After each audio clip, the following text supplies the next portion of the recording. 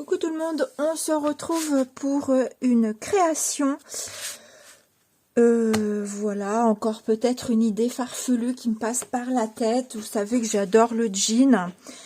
Donc voilà, je suis partie. Je me suis créé une petite pochette en jean dans une jambe de pantalon. Hein. Voilà, j'ai déjà commencé ma création. Je vais vous montrer de l'autre côté ce que j'ai déjà fait. Et pour vous montrer un petit peu comment j'ai procédé, on va faire cette partie-là ensemble. Je ne sais pas encore si cette vidéo sera en plusieurs vidéos ou pas, parce que c'est quand même assez long.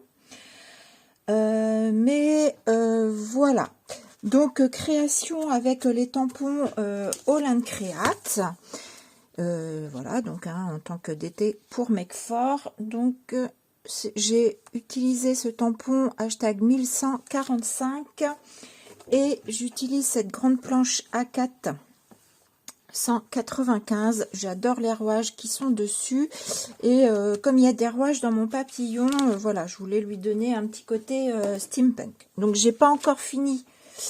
Je vous montre l'autre côté. J'ai pas encore fini mes tamponnages ici, mais voici ce que ça donne. Donc, vous voyez... J'ai en fait découpé un grand rectangle dans du jean que je suis venue replier. Bon là il faut que je redonne un petit coup de fer à repasser parce que ça remonte. Alors moi je suis pas très couture. En plus ma machine elle déconne un peu. Donc je reste dans quelque chose de très simple où je me prends pas la tête. Il n'y a pas d'ourlet. Là, l'ourlet que vous voyez, c'était le bas du pantalon. Donc voilà, j'ai juste cousu comme ça. Là, j'ai fait un petit rabat pour avoir un petit peu plus de poids sur le rabat de ma pochette. Donc ce sera une pochette où là, je viendrai mettre quelque chose.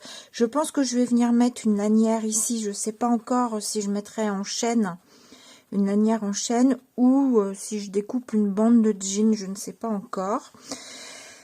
Ici j'ai l'intention de venir faire des engrenages, donc il est fort possible qu'ici je vienne coller, j'avais d'ailleurs pris pour regarder, je sais pas où je l'ai mis, un engrenage soit en résine ou soit je crois que j'en ai encore en fer qui me reste, faut que je regarde, je sais pas encore comment c'est surtout comment je vais le faire tenir. Donc remarque, je pourrais peut-être coudre, ouais je verrai.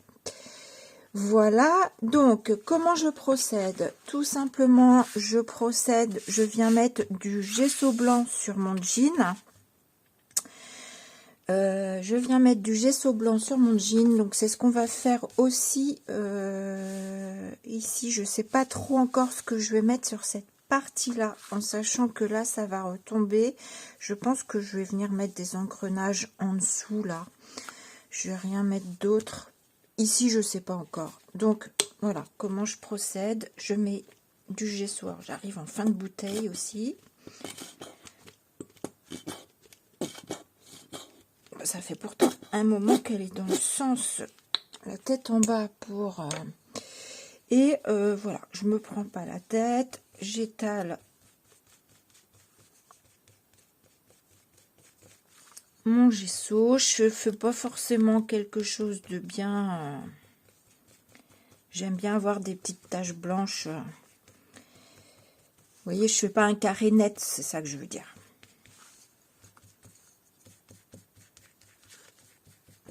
Bon, en plus, là, mon jean, il a tendance... C'est un jean élastique.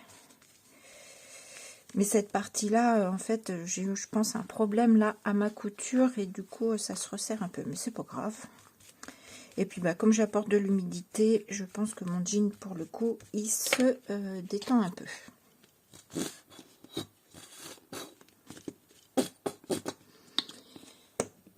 Donc, je mets mon gesso au pinceau. Alors, pourquoi je mets du gesso? C'est pour que mes motifs ressortent mieux hein, au niveau de la couleur, tout simplement.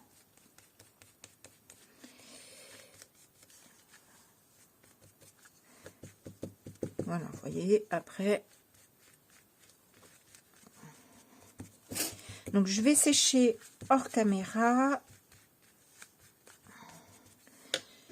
Et je vous retrouve ensuite. Donc, voilà, une fois que votre gesso est bien sec, eh bien on va venir travailler dessus. Donc vous choisissez le motif que vous voulez mettre sur votre jean. Vous allez prendre du papier de soie. Vous allez prendre votre Versafine. Vous allez choisir vos tampons. Donc moi ici j'ai choisi les fleurs que je suis venue donc tamponner sur mon papier de soie. Et alors contrairement à ce que vous avez l'habitude de voir où je tamponne en direct sur le tissu, là c'est du jean et c'est du jean bleu. Et sur le gesso, j'aime pas trop en fait, je trouve que ça fait pas trop net. Et puis pareil, le jean, la maille est un peu plus grosse que sur un t-shirt en coton. Donc du coup, c'est pourquoi je suis venue tamponner à la Versafine sur du papier de soie. Et je vais, avec du vernicole, je vais venir coller mon papier de soie, et comme ça en plus je suis sûre d'avoir un tamponnage net. Voilà, donc c'est parti. Ma colle A. Voilà, donc j'ai positionné à peu près mon papier de soie comme je veux le mettre. Donc ici j'utilise, j'avais ça depuis très longtemps, c'est un vernicole pour normalement les serviettes, hein, donc ça marche pour le papier de soie, mais c'est marqué colle acrylique pour serviette, est un fluide transparent convenant pour tissu et soie. Donc du coup je me dis que c'est fait aussi pour le tissu, donc voilà. Donc comme le vernicole, alors je vous conseille pas, moi j'ai le vernicole aussi de chez, alors vous pouvez utiliser le vernicole que vous avez, hein.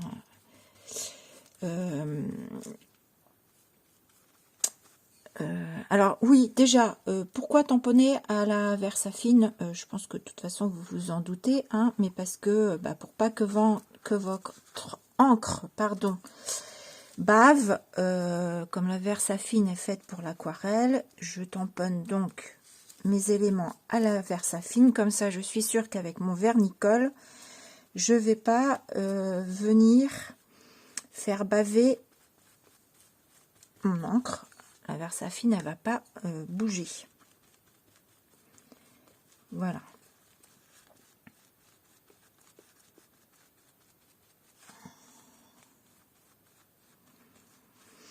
Et ce qu'il y a de bien aussi, le fait de tamponner sur du papier de soie, c'est que pour le coup, quand on tamponne d'un côté, c'est autant de l'autre côté, et du coup vous pouvez très bien, d'ailleurs je me demande si c'était pas comme ça mon tamponnage plutôt que comme ça. Alors moi je le mets comment? Vous pouvez très bien du coup retourner votre tamponnage si vous le voulez plutôt d'un sens plutôt que de l'autre. Vous voyez, là j'ai la fleur en haut, là je mets ma fleur en bas. Du coup comment je la mets? Bonne question. Est-ce que je la fais peut-être tomber? Elle va être plus lourde que mes feuilles, donc je vais peut-être plutôt faire tomber la fleur vers le bas. Mais bon, ça peut être aussi la branche qui se relève et ma fleur vers le haut, je ne sais pas pour le coup. Pour le coup.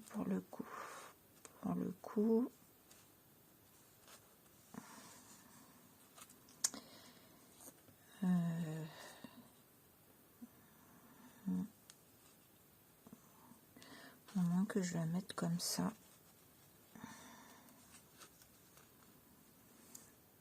Ouais, ça me plaît pas mal comme ça.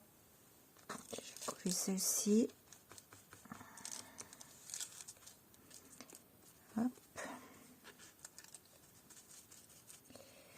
Donc je sais plus du coup ce que j'étais en train de vous dire. Si, qu'est-ce que je voulais vous dire? Donc vous utilisez le vernicole que vous voulez. Si jamais vous voulez en acheter, je ne saurais pas vous en conseiller un plus que l'autre. Par contre, je vais vous déconseiller celui de chez Cultura, de la marque Cultura, parce que moi j'ai le pot de 1 litre, oui 1 litre, et je perds de la matière parce que en fait, à chaque fois, sur mon vernicole au-dessus, il moisit. Donc ça me fait une couche marron, marron caca, hein, marron pas belle, que je suis obligée, du coup, bah, j'ai pas envie de jeter mon pot d'1 litre, parce que bah, il est encore à plus de la moitié.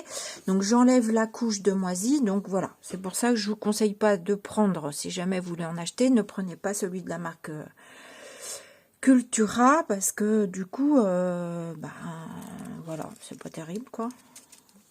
Je sais pas pourquoi ça me fait ça, j'ai jamais eu ce problème, même dans mes petits pots ça moisit pas, et là le gros pot de Cultura il moisit, donc je sais pas si c'est un défaut au niveau du vernicole, est-ce qu'il y a un conservateur qu'ils n'ont pas mis, je ne sais pas, mais en tout cas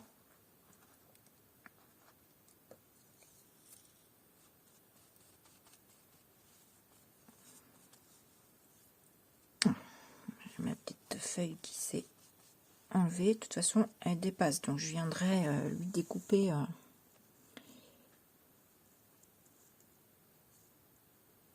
Ah, est-ce que je vais y arriver? Non, je vais pas y arriver. Donc, je crois qu'elle va finir, que je vais pas la mettre. Elle est collée à mon doigt, en fait. Bon, elle se déchire. Allez, zou, on la met pas. C'est pas grave. Et puis, le haut de ma branche, ici, je continuerai au Posca. Donc, voilà. Une fois que vous avez collé ça, eh ben, on sèche également. Donc, je vous retrouve après. Voilà, une fois que c'est sec, on va passer à la colorisation de nos tamponnages. Donc, alors déjà, je vais commencer par ici. Voilà. Tracer la suite de ma branche. Et puis voilà, et on commence la colorisation. Donc moi je fais la colorisation, j'ai fait mon papillon avec des Posca, voilà, marque Posca, et le bleu là que vous voyez ici, c'est un de chez Action. Et j'utilise également mes feutres à alcool. Donc, surtout pas de panique, normalement les feutres à alcool, on ne l'utilise pas avec la Versafine. Mais comme ici, on est venu mettre du vernicole sur notre papier de soie, ça protège la Versafine, donc votre Versafine ne va pas baver. Voilà. Pour le coup, mes fleurs, ben moi je vais reprendre les couleurs que j'ai là, parce que bon, même si en soi, quand ma pochette est pliée, on ne voit pas l'arrière en même temps que le devant, mais j'ai quand même envie de rester dans les mêmes couleurs.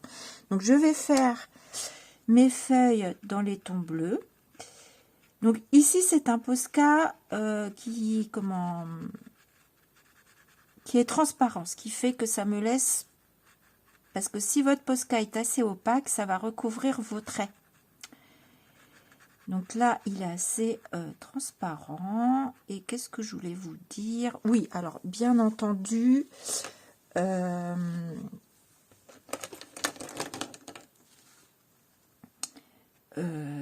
votre pochette, hein, elle ne sera pas faite pour passer au lavage. Hein.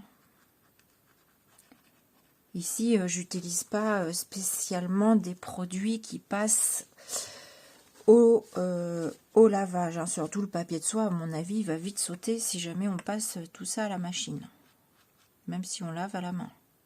Et puis bon, j'ai envie de vous dire, je pense que cette pochette, déjà on va venir la cradoter, comme j'aime dire. Alors moi ici, vous verrez, j'ai travaillé avec les cire wax, ou les embellissements mousse aussi.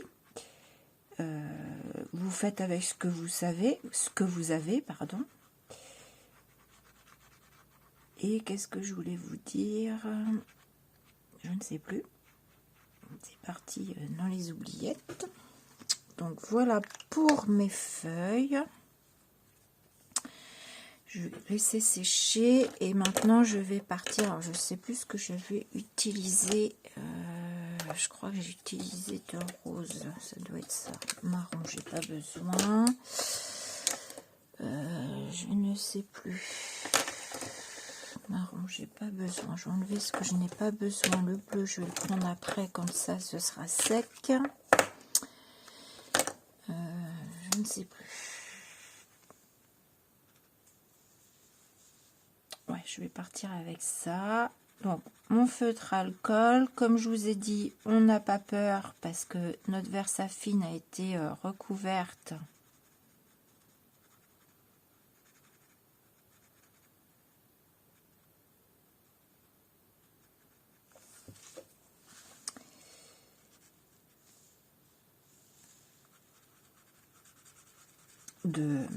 du vernis serviette là. Donc, votre Versafine, elle va pas bouger.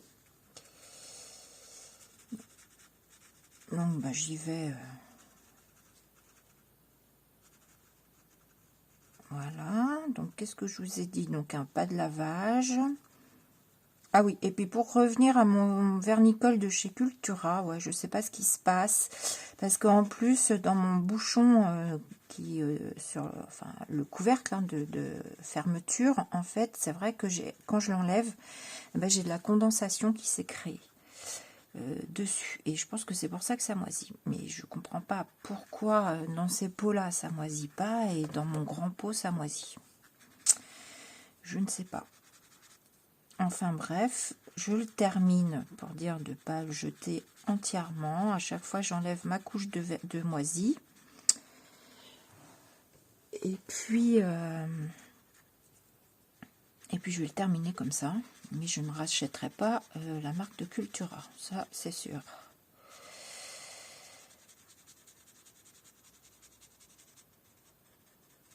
Et ça, je pense que je l'ai acheté un magasin de loisirs créatifs et peut-être pour les déco-patchs, vous savez, sur souvent les éléments en carton marron, là. Je pense que je l'ai acheté pour ça, à la base. Il y a très très longtemps que je l'ai.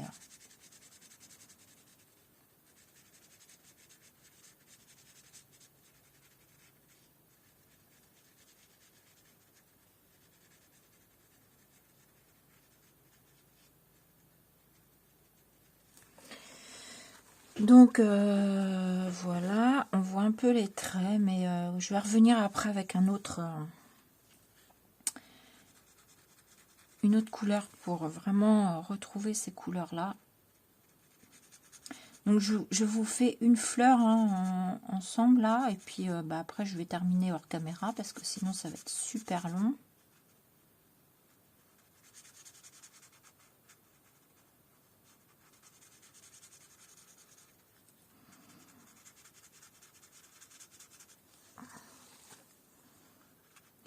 Et puis oui, puis cette petite pochette, je me dis que bah, même si elle se salit avec le temps, moi je sais que voilà, c'est surtout pour plaisir de faire. Ça se trouve après elle restera dans ma scrap room où j'y rangerai juste des petites choses dedans. Mais je me dis qu'à la limite, elle va se patiner avec le temps et ce sera peut-être sans doute d'autant plus joli. Donc là, je mélange deux couleurs. Je mélange un rose et je viens retravailler là avec mon rouge par-dessus pour avoir un petit peu cette couleur.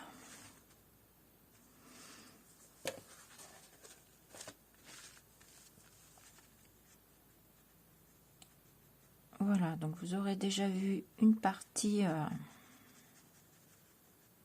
Puis la pointe pinceau, du coup, on voit moins les... Sur mon autre crayon, j'ai pas la pointe pinceau. Mais là, avec la pointe pinceau, on voit moins les traits de crayon. Et puis ça se remélange avec la couleur d'en dessous. Et je viens pas forcément... J'aime bien laisser le petit bord là de ma pétale où je le fais pas forcément. Ça fait un petit peu plus clair sur le bout de ma pétale. J'aime bien, je trouve que ça donne un style. On aime ou on n'aime pas. Moi j'aime bien.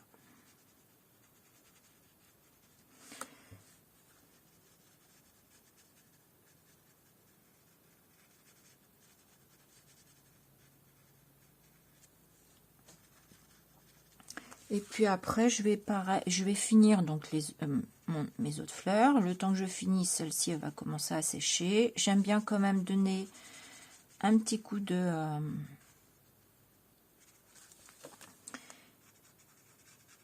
heat gun pour être sûr que ce soit sec.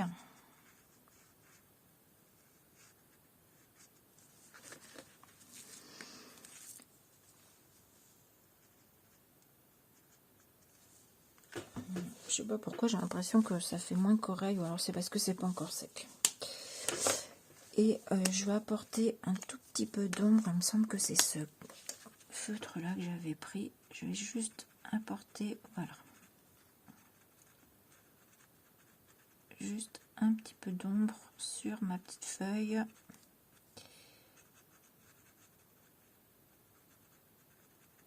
Voilà, et comme ça on retrouve mes couleurs.